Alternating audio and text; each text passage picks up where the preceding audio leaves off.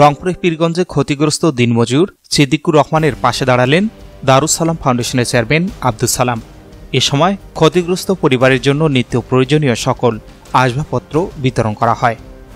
উল্লেখ্য, গত 11 জানুয়ারি শনিবার সকালে উপজেলার টুকুরিয়া ইউনিয়নের মাধবপুর গ্রামের দিনমজুর সিদ্দিকুর রহমানের বসতঘরে বৈদ্যুতিক শর্ট সার্কিটের কারণে 3টি বসতঘর আগুনে পুড়ে যায়। উক্ত ক্ষতিগ্রস্ত পরিবারের সহযোগিতার জন্য পাশে দাঁড়িয়েছেন Darus Salam foundation.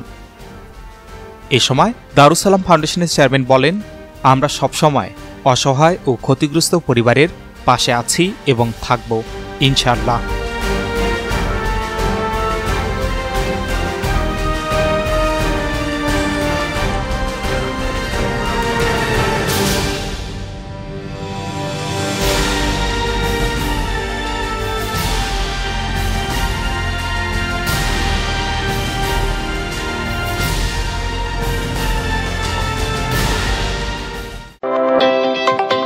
Hello পীরগঞ্জবাসী, easy by ইলেকট্রনিক্সের পক্ষ থেকে আন্তরিক শুভেচ্ছা ও অভিনন্দন।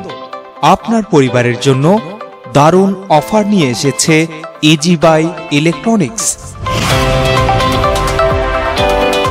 ইজি বাই ইলেকট্রনিক্সে খুচরা ও পাইকারি এবং সহজ কিস্তিতে সিঙ্গার, যমুনা ও অল্টনে ফ্রিজ, ওয়াশিং মেশিন সহ সকল পণ্য বিক্রি করা হয়।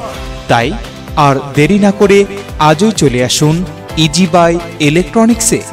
প্রোপাইটর মোহাম্মদ আব্দুর রাজ্জাক মণ্ডল।